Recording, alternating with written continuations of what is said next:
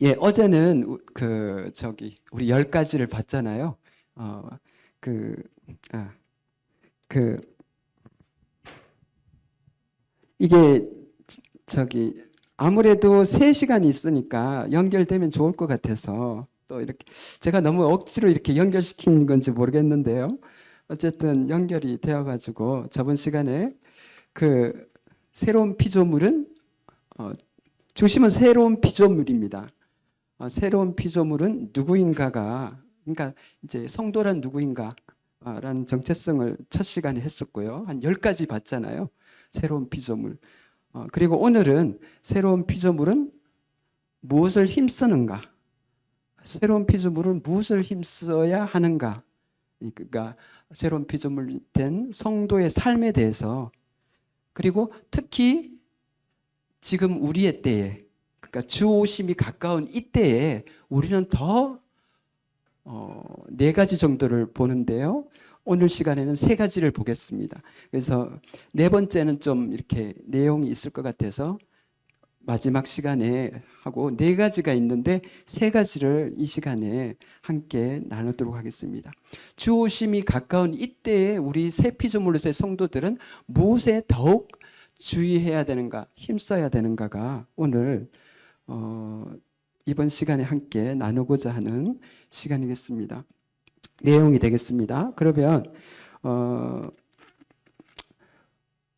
성도님들 어떻게 생각하세요? 우리가 여러 가지 성도의 덕목들이 있고 힘써야 될 것들이 있는데 특히 우리가 주님 오심이 멀지 않은 이때에 어떤 부분을 더 해야 될까라고 하면 생각나는 것들이 혹시 있으세요? 제가 본문을 가르쳐 드리지 않고 지금 그냥 여쭤보는 겁니다. 열심히 전도? 예, 전도. 예, 뭐 완전 사명이죠. 저희들 사명. 예, 전도에 힘써야 되고. 제가 본문에는 나오진 않지만 간접적으로 당연히 있습니다. 이것들을 하게 되면은 제가 얘기한 이 본문에서 얘기하는 걸 하게 되면은 결국은 전도를 하지 않을 수가 없습니다. 이렇게 사랑의 수고와 믿음의 역사와 우리 데살로니가 교회 생각하면은 굉장히 모범적인 교회였지 않습니까? 사랑의 수고가 있었고, 또 믿음의 역사가 있었고, 그리고 주님 오심에 대한 소망의 인내가 있었습니다. 그것보다 더 좋을 게 있을까요? 교회가 그것들이 넘쳐날 때 믿음, 소망, 사망이 그죠? 그런 교회에게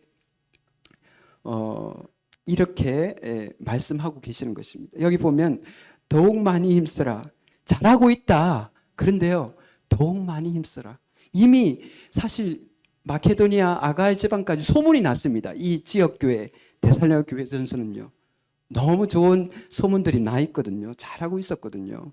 근데 사도 바울의 욕심인가요? 더욱 많이 힘쓰라. 저는 그래서 세인동교회 이 말씀을 주님께서 주신 것이 아닌가 생각하면서 세인동교회 잘하고 계시는구나 이런 생각이 들었어요. 그래서 근데 더욱 많이 힘쓰라고 하나님께서 말씀하시는 게 아닐까 이런 생각이 들었습니다. 그래서 3가지, 총 4가지죠.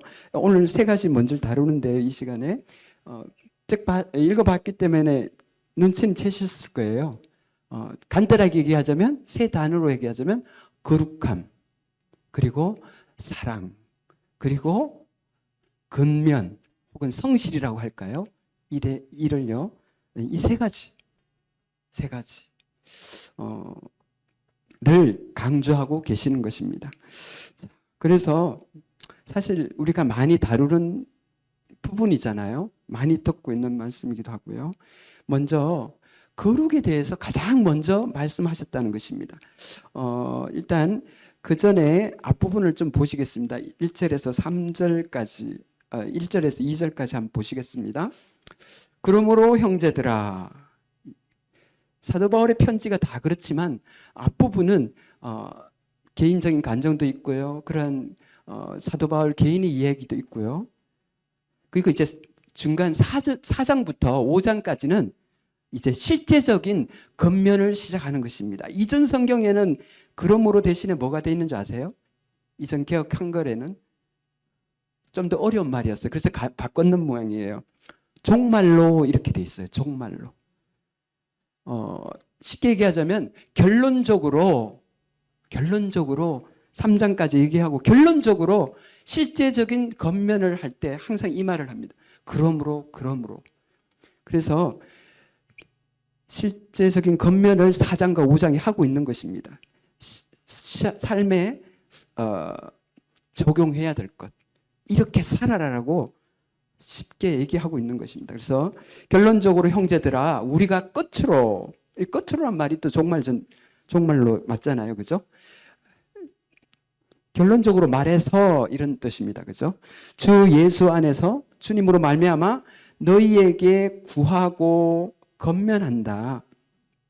너희가 마땅히 새 피조물이라면 마땅히 어떻게 행하며 하나님을 기쁘시게. 우리 어제 10가지 중에 하나였죠. 새 피조물의 삶의 목적이었습니다. 하나님을 기쁘시게. 하나님을 기쁘시게 할 수 있는지를 우리에게 배웠으니 데살로니가 교회를 개척할 때 분명히 얘기했습니다. 복음뿐만 아니라 어떻게 살아야 될지까지도 사도 바울은 얘기를 했다는 거죠. 우리에게 배웠다고 분명히 말씀하십니다. 너희가 행하는 바라. 지금 너희들이 하고 있는 것이다. 더욱 많이 힘써라 라고 저 10장에도 가면 또 그렇게 돼 있거든요. 더욱 그렇게 행하라고 하시거든요. 더욱 많이 힘써라. 다시 한번 반복하고 있는 거예요. 이미 행하고 있지만 다시 한번 그렇게 그래. 방향이 옳다. 그렇게 계속 나가라. 계속해서 그렇게 살라고 말씀하고 계시는 것입니다. 그러면서 2장 우리가 주 예수로 말미암아 너희에게 무슨 명령으로 준 것을 너희가 아느니라. 지금 이 거룩과 사랑과 권명과 서로 이루하는 것, 마지막에 주님 모심에 대한 것으로 서로 이루하는 것, 이 네 가지는 명령이란 거죠. 우리가 하고 싶으면 하고 하기 싫으면 하지 않는 그게 아니라 명령이라고. 주님의 명령. 주님의 명령 따라 한국교회 일어나리라. 어떤 선교단체에서요, 중국 지하교회 찬송가를 번역해서 이 찬송가 들어보셨어요? 주님의 명령 따라 한국 성도 일어나리라. 한국교회 일어나리라. 이런 찬송가가 있는데요. 우리 주님의 명령 따라 일어나야 되잖아요. 살아야 되잖아요. 그렇죠? 명령이라고 말씀하고 계시는 것입니다. 그러면서 이 세 가지를 얘기하시는데 제일 먼저 이제 하나님의 뜻은 이것이니 3절입니다. 하나님의 뜻은 이것이니. 그러니까 하나님을 기쁘시게 하는 것, 또 주님의 명령, 하나님의 뜻 다 똑같은 말입니다. 하나님을 기쁘시게 하는 것이고요. 이것은 또 주님의 명령이고 다른 말로 또 하나님의 뜻, 아버지의 뜻입니다. 성경에서 하나님의 뜻, 아버지의 뜻을 찾아보면은 제일 먼저 생각나는 게 요한복음 6장 40절에 보면요. 내 아버지의 뜻은, 예수님이 말씀하셨어요. 내 아버지의 뜻은 아들을 보고 믿는 자마다 영생을 얻는 것이라고 하셨습니다. 세상 사람들에게, 주님을 모르는 사람들에게 아버지의 뜻은 뭡니까? 예, 하나님 나라 백성 되는 겁니다. 아들 보고 믿고 하나님 뜻. 그러나 우리 여기 데살로니가 성도님들 또 세인동교회 성도님들 어떠세요? 아버지의 뜻은 뭐라고요? 네, 거룩과 사랑과 권명과 서로 이루하는 것입니다. 이 본문에서 2000년이 흘렀지만 동일하지 않겠습니까? 우리 남문교회나 세인동교회나 또 다른 모든 지역교회에게 동일하게 시간과 공간을 초월해서 동일하게 진리인 말씀입니다. 그죠? 예. 그래서 믿지 않는 사람들에게 아버지의 뜻은 아들을 보고 하나님의 나라 백성 되는 거. 그게 복이잖아요. 그거 되는 것입니다. 그런데 이제 거기를 나아가서 성도들에게는요, 거룩함을 제일 먼저 말씀하셨습니다. 거룩이란 단어가 얼마나 많습니까? 구약과 신약에 거룩하라고 하신 말씀. 이스라엘에게 그거 하나 부탁하셨잖아요. 그죠?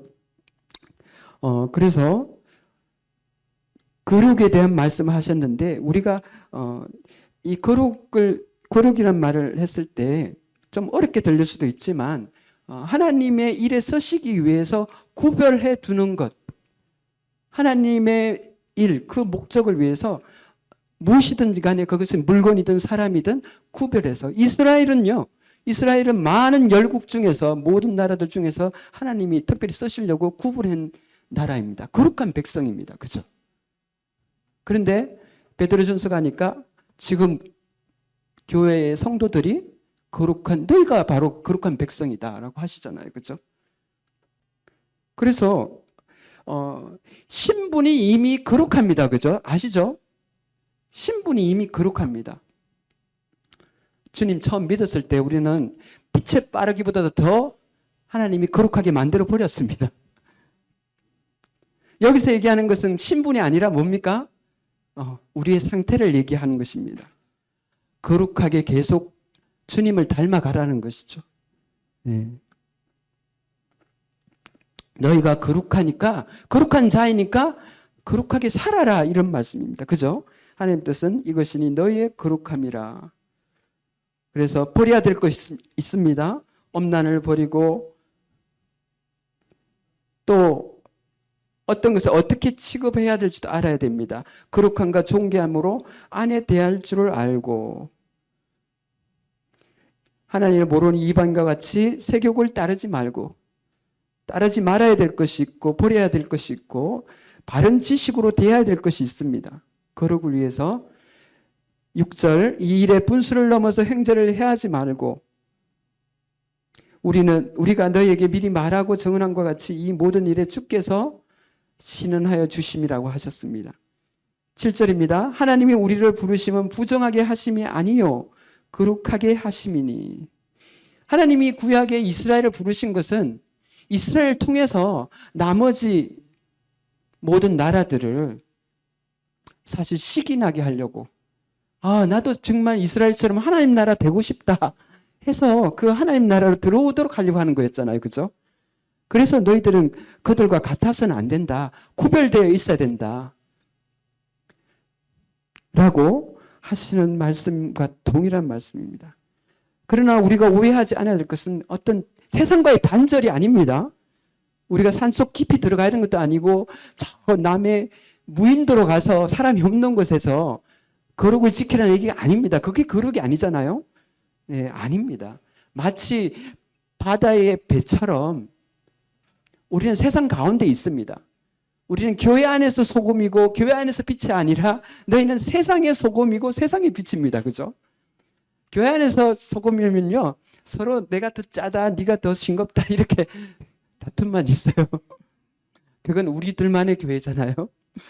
그게 아니라 세상 속에서 마치 배가 바다에 있지만 침몰하지 않고 바닷물이 배 안으로 들어와서는 안 됩니다. 그죠? 그 거룩함이 흐려지게 됩니다. 바닷물이 배 안으로 들어와서는 안 됩니다. 우리 바다에 빠져 있는 사람들을 배 안으로 건져, 그죠?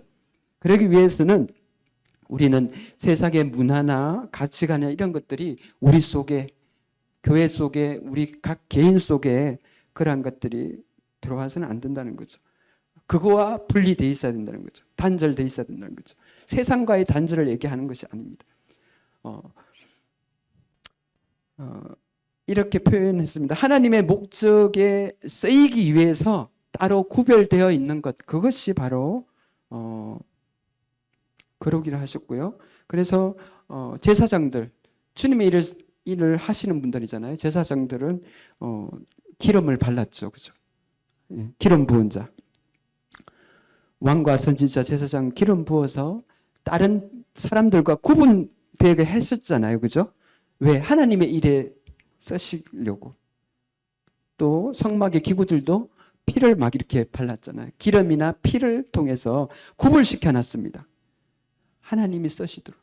어떻습니까? 우리의 삶은 우리는 하나님이 쓰시도록 우리는 스스로를 구별하고 있습니까? 우리가 돌아봤으면 좋겠습니다. 이 당시 결국 그 데살로니가 교회도 그때 그리스 지역에 있었기 때문에 로마 제국 안에 있었기 때문에 다 신이었잖아요. 다 신. 많은 신을 섬겼습니다. 많은 신을 섬겼기 때문에 또 식민지의 그 신들을 다 인정했습니다. 로마 종교는.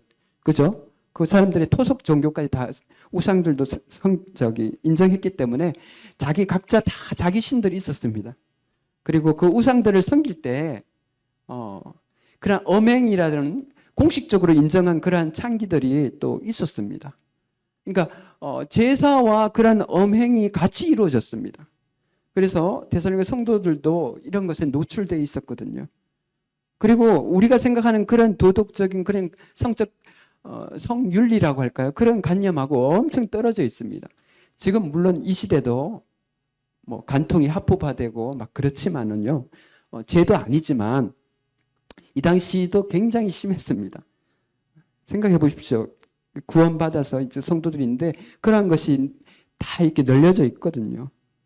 그래서 거룩을 더 강조하시면서 이렇게 말씀하신 것입니다. 아마 사도 바울은 이 편지를 쓰면서 이 부분을 쓰면서 누군가를 생각했던 것 같아요. 아마 구약의 에녹을 생각했던 것이 아닐까. 에녹이 살았던 시대도 그랬거든요. 노홍수 몇백 년 전이었거든요. 그 니무롯의 그러한 문화가 바벨론 문화가 도처에 있었거든요. 그런데 에녹은 어땠습니까? 하나님과 동행하는 삶을 살았습니다. 그리고 하나님을 기쁘시게 하는 삶을 살았습니다. 그러다가 어떻게 됐습니까? 하나님이 데려갔었습니다. 에녹의 그 시대와 우리의 시대가 별반 다를 게 없습니다. 더 이상 설명할 게 없잖아요. 이런 부분의 타락은요. 그죠?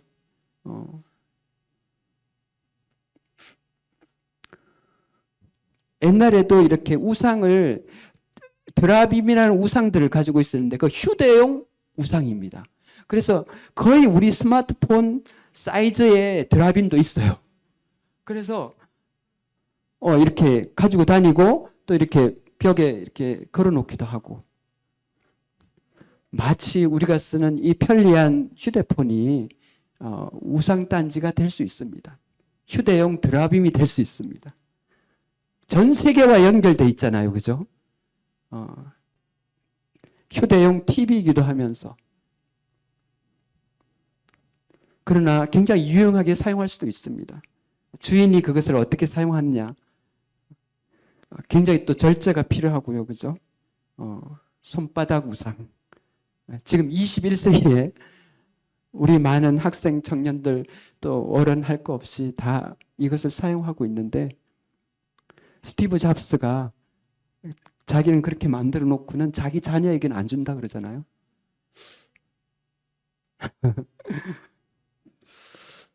그렇습니다. 어쨌든 이렇게 그만큼 거룩을 우리가 유지하기가 쉽지 않은 우리도 세상 살고 있기 때문에 사도 바울은 첫 번째로 이 거룩에 대해서 말씀하고 계시는 것입니다. 그 구약 이스라엘의 역사가 교훈하고 있습니다. 이 부분을. 그들이 놓친 게 바로 이 부분이잖아요. 너희들은 애굽의 풍습도 쫓지 말고 너희들 장차 들어갈 가나안의 풍습도 쫓지 말라 그랬잖아요. 그죠? 둘 다 아니잖아요. 근데 결국 이스라엘은 그 말씀을 잊고 결국 그들과 우리 세인동 교회는 어성경 특수부대잖아요. 두 관점. 첫 번째 관점, 하나님이 왕이시다. 주님의 주인 되신. 두 번째 관점, 그죠? 섞이면 죽는다. 망한다. 망한다는 것입니다. 섞이는 것이 아니라 세상 문화와 섞이는 것이 아니라 정복해야 되잖아요. 그걸 못한 게 지금 이스라엘 역사가 지금 교훈하고 있는 게 그거잖아요. 그죠? 어쩜 그렇게 하나님 마음을 아프게 했을까요? 그죠? 우리는 내가 이스라엘 때 우리는 저 정도는 아니었을 때 하잖아요. 그런데 우리의 삶을 살아볼 때 이스라엘을 이해하면 이스라엘을 조금은 이해할 수 있잖아요. 이스라엘보다 더 할 때도 있고. 어쨌든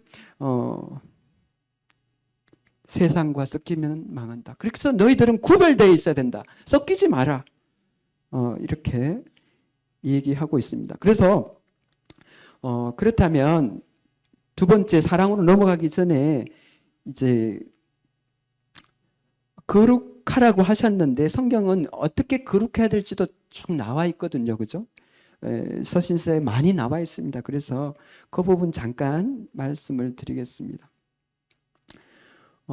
갈라디아서 5장 16절입니다. 갈라디아서 5장 16절.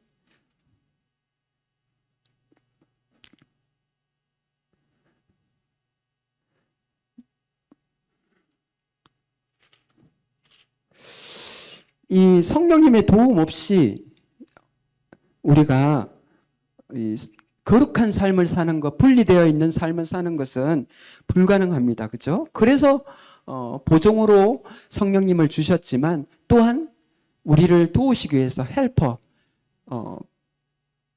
돕는 자로서, 돕는 분으로서 우리, 그죠? 성령님을 선물로 주셨습니다. 16절 한번 같이 읽어보시겠습니다. 시작.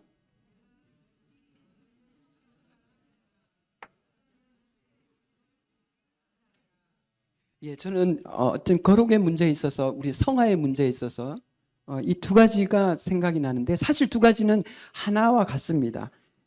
그 두 중에 하나가 바로 성령님이십니다. 내가 이르노니 너희는 성령을 따라 행하라. 그리하면 육체의 욕심을 이루지 아니하리라. 육체의 욕심. 방금 우리가 읽은 이런 부분이 육체의 욕심들을 내서 나오는 거 아닙니까? 단순히 어떤 성적인 그러한 부분뿐만 아니라 모든 삶의 영역에 있어서 육체의 욕심을 이루지 않으려면 성령을 따라 행해야 됩니다. 여기에 행하라라는 뜻은 영어 성경에는 걷다라고 되어 있습니다. walk. 성령과 함께 걸어라. 성령과 함께 동행해라. 에녹은 하나님과 함께 동행했습니다.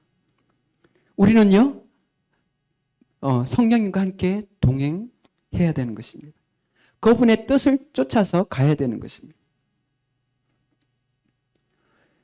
어떻게 거룩한 삶을 살 수 있을까요? 첫 번째 답은 여기에 있습니다. 갈라디아서 5장 16절은 정확한 답변을 하고 있습니다. 성령을 따라 행하라. 그리하면 육체의 욕심을 이루지 않는다고 말씀하셨습니다.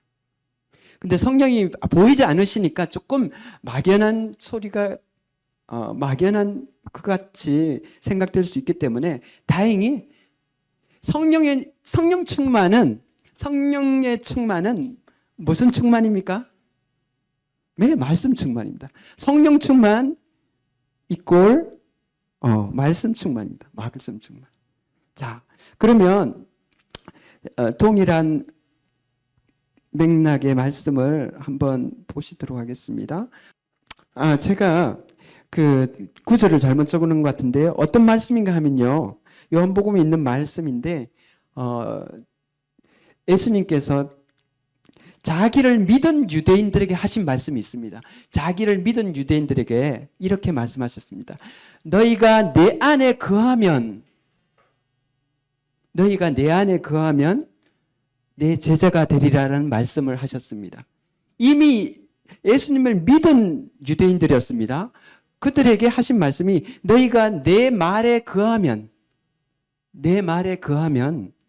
너희가 내 제자가 되리라 이런 말씀하셨거든요. 이건 단순히 구원 문제가 아니잖아요. 우리 성도들에게 주는 말씀입니다. 그죠? 이미 믿어졌으니까요. 내 말에 거하면 너희가 내 제자가 되리라. 그 말씀은 제가 어딘지 찾지 못하겠습니다만 내 말에 거하면 말에 거한다는 건 무엇일까요? 어떤 아이가 아버지의 말에 거한다는 것은 무슨 뜻일까요? 순종이잖아요. 그죠? 순종입니다. 너희가 내 말에 순종하면은 제자가 된다고 말씀하셨습니다. 동일한 말씀입니다. 그러니까 이 성령을 쫓아 행한다는 것은 주님의 말씀에 순종하는 삶을 얘기하는 것입니다. 그럴 때 우리는 거룩하게 살 수 있고요. 거룩하게 나아갈 수 있고 거룩을 추구할 수 있고 육신의 뜻을 쫓지 않는다고 말씀하고 계시는 것입니다. 요한복음 8장 31절이네요. 한번 보시겠습니다. 찾았으니까 8장 31절. 요한복음 8장 31절입니다.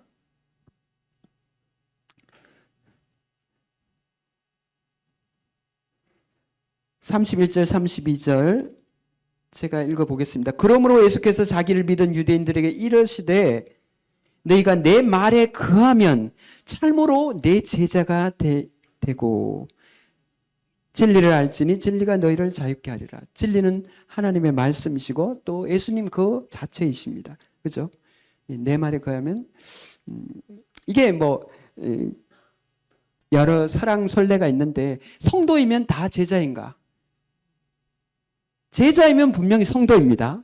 그런데 성도이면 다 제자인가? 사도행전에 보면 이전 성경에 그날에 침례를 받은 수가 제자의 수가 얼마더라 보면은 성도는 또 제자예요. 근데 또 바뀌었더라고요. 그런 거 보면은 그러나 분명히 믿은 유대인들에게 이렇게 말씀하신 거 보면은 성도에서 좀 더 나아간 더 친밀한 성도들, 그러니까 제자와 같은 삶을 사는, 그죠? 그러한 것을 얘기하는 것이 아닐까라는 생각을 하고 있습니다. 제자의 조건은 서성의 말에 거하는 것입니다. 순종하는 것입니다. 그래서 이 두 가지, 하나님의 말씀에 대한 순종과 성령을 쫓아 행하는 것은 똑같은 건데, 또 성령의 충만함을 얘기하셨잖아요. 그죠? 에베소서에서는 술로 취하지 말고 성령으로 취해라. 그럼 말씀으로 취하라는 얘기십니다. 광야에서 예수님께서 정말 육신은 굶주리셨지만 40일간 어리셨을 때 해당에서 애온 그 신명기 말씀이 그 유혹을 이기게 하신 것처럼 그 광야, 예루살렘 근처도 아니었고 헬몬산, 그 아름다운 헬몬산 근처도 아니었고 요단강 그쪽도 아니었고 강이 보이는 그 전망 좋은 곳도 아니었고 광야, 정말 볼 것 없는 유대 광야, 정말 볼 것 없거든요. 거기에서 오직 하나님만 금식하시면서 하나님만 바라보시면서 말씀을, 그 말씀 이겨내셨잖아요. 그죠? 말씀으로 이기는 것을 보여주셨잖아요. 우리 본으로. 그죠? 어떻게 말씀으로 육신의 뜻을 쫓지 않고 육신의 정욕과 안목의 정욕과 이생의 잔악을 이길 수 있는 방법을 시범 케이스로 보여주셨습니다. 그래서 우리가 거룩함을 이루는데 성령과 하나님의 말씀 이 두 가지를 잊지 않았으면 좋겠습니다. 청년이 무엇으로 행실을 깨끗게 하리요? 시편 119편에 나오는 말씀이잖아요.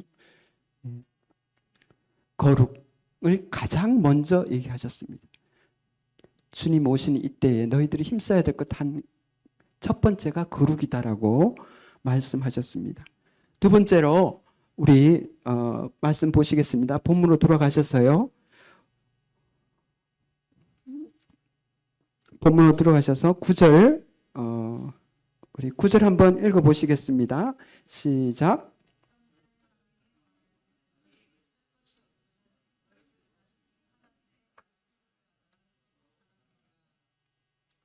예, 사랑입니다. 어쩌면 거룩과 사랑은 하나님의 가장 대표적인 성품이잖아요. 그죠? 동전의 양면처럼. 우리는 그 한 가지만 취할 수 있습니다. 그런데 하나님께서는 이 둘을 어떻게 그렇게 하시는지 모르겠어요. 거룩을 잃지 않으면서도 사랑하시고 사랑을 잃지 않으면서도 거룩을 이루십니다. 그게 십자가잖아요. 우리도 그분의 자녀니까 그분의 형상대로, 그리스도의 형상대로 만들었으니까 당연하겠죠. 거룩과 사랑을 얘기하시는 것입니다. 형제 사랑에 관하여 너희들에게 다시 쓸 것이 없다.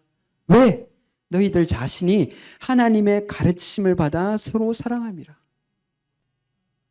모임에 이렇게 가면은 그 모임에 그 분위기가 있습니다. 냉랭할 수도 있고요. 따뜻할 수도 있습니다.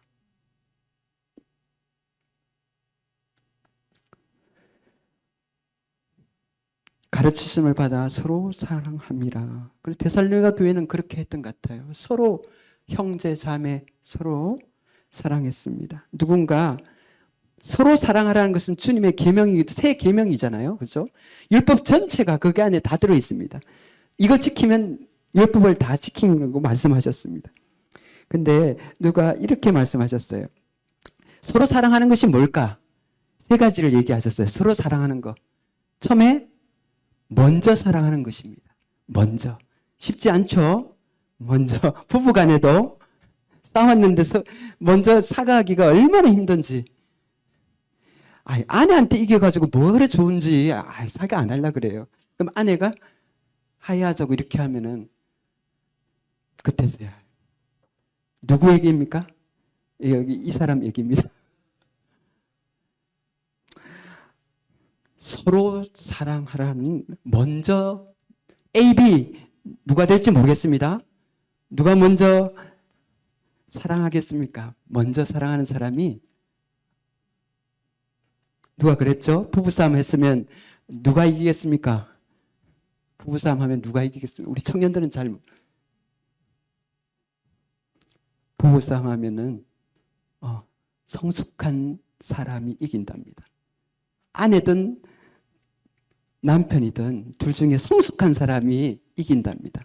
이긴다는 것은 먼저 내가 잘못했어 이렇게 얘기한다고 합니다. 성숙한 사람. 그래서 서로 사랑하는 것은 먼저 찬송가도 있잖아요. 내가 먼저 다가가서 성도 간에 그런 것 좀 쉽지 않죠. 저 형제가 나한테 잘못했는데 내가 왜 사과해? 형제가 먼저 사과해야지. 이렇게 생각할 수 있잖아요. 근데 어떤 형제가 다가오면 좀 부끄럽잖아요. 머리 위에 숯불 올려놓은 것처럼 얼굴이 뜨끈뜨끈하잖아요. 내가 먼저 사과할 걸. 결국 저 형제가 더 성숙한 거네. 이렇게 후회할 때가 있지 않습니까? 그래서 먼저 사랑한 것. 그리고 두 번째 뭘까요? 아낌없이. 마치 마리아가 그 옥합 그거 조금 남겨뒀습니까? 아낌없이 부어드렸습니다. 예수님께 아낌없이. 후회 없이 그렇게 사랑하는 것이라고 했습니다. 마지막으로 뭘까요? 서로 사랑하는 것은 끝까지 사랑하는 끝까지. 우리 하다가 중단할 때 많잖아요. 끝까지 사랑하는 거. 주님께서는 그렇게 하셨어요. 그죠? 주님께서는 그가 떠날 날이 가까움을 보시고 제자들을 사랑하시되 자기 사람들을 사랑하시되 끝까지 사랑하신. 그래서 멀뚱멀뚱 6월절 저녁날 야 누가 우리 발 씻어주지? 나는 아니야. 전부 다 12명 다 나는 아니야. 종 중에서도 히브리 종 중에서 가장 천한 종이 손님의 발을 씻게 돼 있는데 아무도 자기가 씻어야 된다는 생각을 안 했습니다. 그때 예수님이 갑자기 수건을 두르시고 물을 가져오는 거예요. 제자들 등 아무도 그 생각 안 했을 것입니다. 그런데요, 최고 낮은 종이 해야 될 일을 최고 높으신 분이 그렇게 하셨어요. 끝까지 사랑하셨습니다.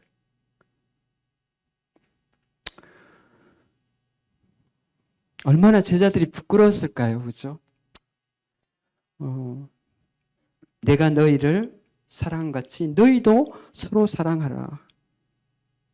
새 계명입니다. 유일한 하나님의 부탁이셨습니다. 두 가지 중 하나. 서로 사랑하라. 한 가지 하나 되어라. 요한복음 17장 15장 그죠? 그 부탁하셨잖아요. 서로 사랑하라고 하셨고 17장에 하나 되어라. 우리가 하나, 아버지와 내가 하나 된 것처럼 너희도 하나 되어라. 이 두 가지 하시고 돌아가신 것입니다.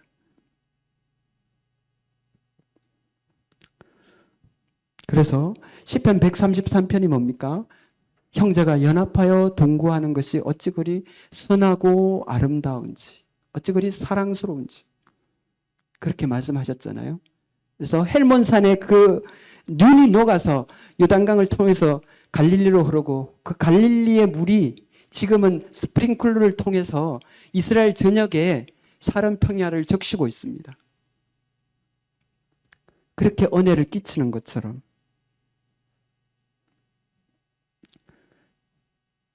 그 이슬처럼 내린다는 것이죠. 헐몬의 그 만년설이 시온의 모든 산들이 그렇게 이슬되어서 그 싹이 자라게 하는 것처럼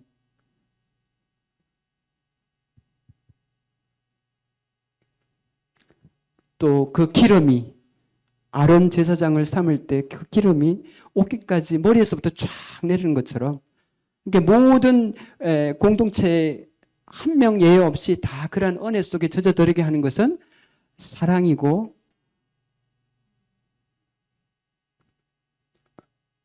평안한 평안이 없으면 개인의 삶에도 마찬가지, 교회도 마찬가지. 평온이 없으면 이슬이 그러니까 은혜가 사라집니다. 그죠? 그렇기 때문에 왜 이렇게 사랑을 강조할까요? 사랑에서 일치가 되기 때문입니다. 사랑함으로 하나가 되기 때문입니다. 하나가 되면요, 거기에 주님의 축복이 있습니다. 주님이 복을 명하셨나니 곧 영생이니라 나와 있잖아요. 그래서 교회는 사랑으로 하나가 되어서 때 새 생명들이 태어나고 이미 성도님들이 성숙해 가는 거죠. 열매를 맺게 되는 것이 아니겠습니까? 그래서 서로 사랑하라고 말씀하십니다.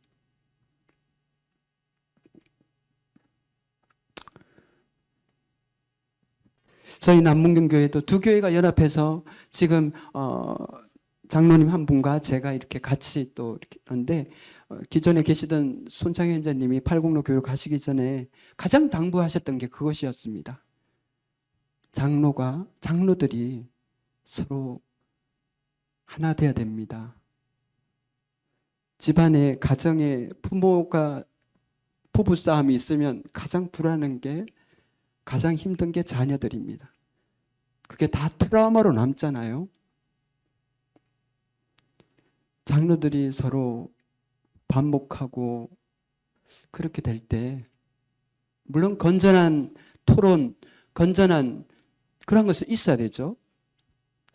그러나 성도들 보는 앞에 부부는 자녀들 보는 앞에서 싸우면 안 된다고 했잖아요. 평온할 때 하나가 되었 때. 그래서 형제 사랑을 이렇게 얘기하신 것입니다. 주님과 가까운 이때 아빠가 출장 가셨다고 저녁에 이제 오시면 선물 들고 오시잖아요. 근데 자녀들 숙제할 거 다 해놓고 두 형제간 잘 지내야죠. 아빠 왔는데 싸우고 있어. 그러면 안 되잖아요. 똑같지 않겠습니까? 가정은 작은 교회고 교회는 큰 가정이라고 했었잖아요. 똑같습니다. 그죠? 그래서 이 거룩과 사랑을 말씀하셨습니다. 서로 사랑할 것을 얘기하셨습니다.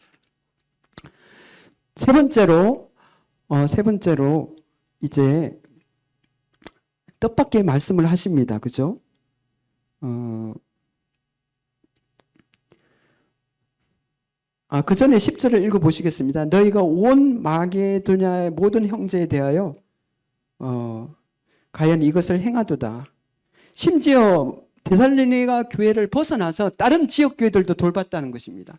연보를 했든지 물질적으로, 영적으로, 기도 이렇게 돌봤던 것 같습니다. 그래서 참 좋은 부분이 됐고 이미 너희들이 그렇게 가르침을 받아서 사랑하고 있고 그런데 또 권하는데 형제들아 더욱 그렇게 행하라고, 더욱 그렇게 행하라고. 금지할 법이 없습니다. 이 성령의 열매 첫 번째가 사랑이죠. 금지할 법이 없습니다. 그것을 사랑하지 말라는 율법은 없습니다. 그렇죠? 더욱 그렇게 행하라고. 너무 지나쳐서 나쁜 게 없습니다. 이 거룩과 사랑 그것을 하라고 말씀하고 계십니다.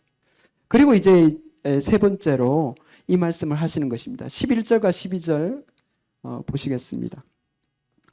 또 너희에게 명한 것 같이 조용히 자기 일을 하고 너희 손으로 일하기를 힘써라. 이는 애인에 대하여 단정히 행하고 또한 아무 궁핍함이 없게 하려 함이라. 이 말씀을 왜 하실까요? 갑자기? 거룩과 사랑은 좀 이해가 돼요. 그런데 왜 이 말씀을 하실까? 갑자기 왜 일에 관한 얘기를 할까? 여기 데살로니가 교회 성도들이 그랬거든요. 주님 오실 날 정말 멀지 않았다고 생각했기 때문에 어떤 분들은 일을 손을 놓고 주님 기다려야지 하면서 그냥 아무 일도 안 했다는 것입니다. 그때 이 말씀을 하시는 것입니다. 자기 일을 하고 일하기를 힘써라. 예수님께서도 33년간의 그 인생을 사시면서 어떻게 생각하면 30년간 그죠? 그 목수일을 하나님 아버지의 일보다도 그건 3년간이었고 그 육신의 아버지 요셉의 같은 직업이셨잖아요. 목수일을 더 하셨던 것 같아요. 그죠? 열심히 하셨던 것 같아요. 예수님 게으르셨을까요? 게으름 목수셨을까요? 저는 이렇게 상상하기를 예수님께서 만약에 예수님이 만드신 예를 들어서 탁자, 예수님이 만드신 의자 이런 게 만약 발견된다면 와 얼마일까요? 야 이거 예수님이 만드셨어. 아마 예? 1조 값을 매길 수 없을 정도로 정말 그죠? 그럴 것 같다는 생각이 들어요. 예수님 설렁설렁 대충대충 만들지 않으셨을 거라고 생각해요. 훌륭한 목수였을 거예요. 어떤 분이 얘기하시기를 아마 요셉도 아버지 요셉도 어쩌면 예수님도 그 만든 물건 중에서 뭐가 있었을까요? 상상해 보건대 십자가도 있었을 것입니다. 그거 로마 군인들이 안 만들었을 것입니다. 어쩌면 어떤 상상력 있는 작가는 이렇게 얘기하더라고요. 예수님이 주신 십자가 아버지가 만든 거 아니냐. 아버지가 만든 거. 그 십자가가 아니었을까 이렇게. 아버지가 그 아들에게 그죠? 땅의 아버지가 하늘 아버지의 뜻이셨고 땅의 아버지가 만드신 그 십자가를 예수님이 지신 거 아닐까라는 생각을 해봤습니다. 아버지께서 일하시니 나도 일한다. 예수님도 건면하셨습니다. 그 일을 열심히 하셨습니다. 사도 바울도 그죠? 천을 다루는 가죽을 다루는 그런 텐트 장막을 만드는 그러한 직업을 가지고 있습니다. 유대인들은 율법을 가르치고 장차 이렇게 율법사가 되고 하더라도 꼭 직업 훈련을 시킨다고 합니다. 한 가지 기술은 꼭 가르친다고 합니다. 아마 생계 유지를 위해서겠죠. 그래서 사도 바울은 대단한 그 랍비였지만 이 여러 가지 중에서 천과 가죽을 다루면서 이 장막을 짓는 그 기술을 익혔던 것 같아요. 유용하게 써 있지 않습니까? 물론 모든 일꾼들이 자비량해야 된다는 건 아닙니다. 그러나 이러한 건면함은 배워야 된다는 것입니다. 그거 하면서 사실 유명한 동역자를 얻게 되잖아요. 업이 같아가지고. 브리스길라와 아굴라도 같은 일을 했거든요. 그래서 만난 겁니다. 그렇죠? 얼마나 귀한 동역자가 되었습니까? 그 부부가.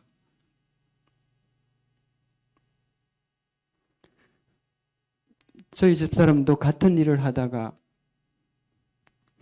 이렇게 그분을 통해서 그분이 계속 말씀을 보내주셔가지고 관심도 없었다가 뭔데 이렇게 많이 읽어보자 하다가 그렇게 연결이 되어가지고 구원을 받았거든요.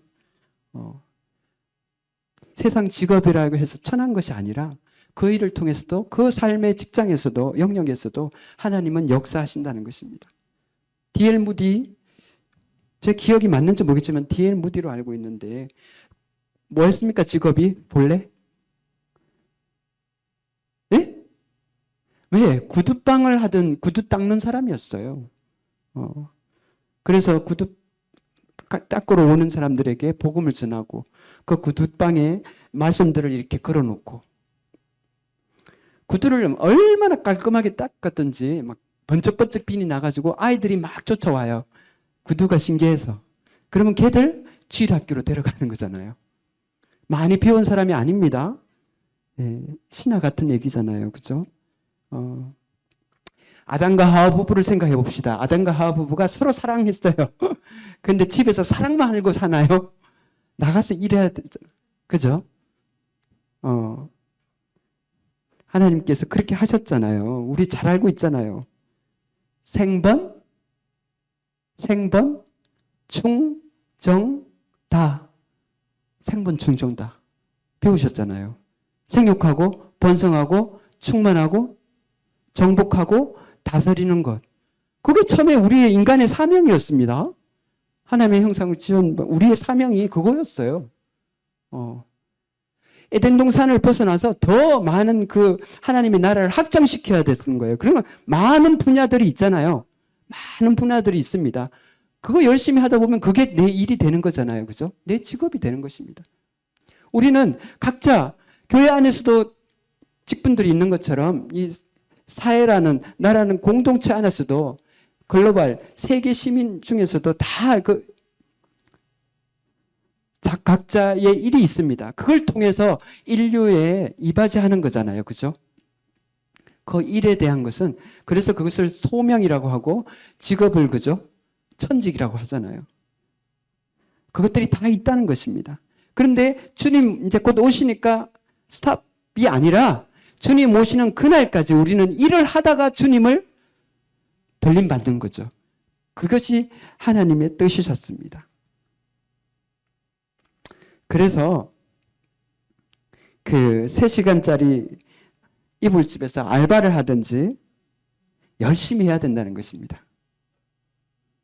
일회용 컵도 자기 일을 다 하잖아요. 사람 물 마시도록. 그러니까 다 하라고 하시고 이게 성이 더 찼든지 두 번째 편지에서는 직접적으로 얘기하십니다. 우리 거기 가볼까요? 두 번째 편지에서는 데살로니가후서 시간이 많이 흘렀습니다. 보도록 하겠습니다. 데살로니가후서 3장 6절입니다. 형제들아 우리 주 예수 그리스도의 이름으로 너희를 명하노니 게으르게 행하고 우리에게 받은 전통대로 행하지 아니하는 모든 행자에게서 떠나라. 7절 어떻게 우리를 본받아야 할지를 너희가 스스로 아나니 우리가 너희 가운데서 무질서하게 행하지 아니하며 누구에게서든지 음식을 값없이 먹지 않고 오직 수고하고 애써 주 야로 일함은 너희 아무에게도 폐를 끼치지 아니하려 함이니. 그래서 텐트 메이커 일을 한 거죠. 폐를 안 끼치려고 성도 사람들에게. 그래서 10절 우리가 너희와 함께 있을 때에도 너희에게 명하기를 누구든지 일하기 싫어하거든 먹지도 말게 하라 하였더니 기독교를 일찍 받아들였던 유럽의 나라들이 그렇게 잘 사는 이유는 뭡니까? 겉면이 그들의 성경에서 얘기하는 것이었습니다. 그래서 복을 받은 거 아닐까요? 그죠? 예. 우리가 들은즉 너희 가운데 게으르게 행하여 도무지 일하지 아니하고 일을 만들기만 하는 자들이 있다니 하니 이런 자들이 우리가 명하고 주 예수 그리스도 안에서 근하기를 조용히 일하여 자기 양식을 먹으라 하시면서 그러나 겉면하되 원수와 같이 생각하지 말고 형제같이 겉면하라. 어려운 말이 없잖아요. 그죠? 겉면할 것을 말씀하십니다. 학생들 공부가 일입니다. 직장과 가정, 전업주부, 집안 일하는 것이 일입니다. 그렇게 겉면은 새 피조물의 특징 중에 하나인 것을 말씀하시는 것입니다. 자, 마무리하겠습니다. 일대한 몇 돌을 더 전이면 이렇게 이 부분을 얘기하셨어요. 무명한 자가 되어 단정히 자기 일을 하라. 타인 간섭하지 말고 자급자족하라. 우리가 성도로서 주님을 기다린다는 사실이 실제적인 삶의 책임으로부터 벗어나게 해주는 것은 아니라는 것입니다.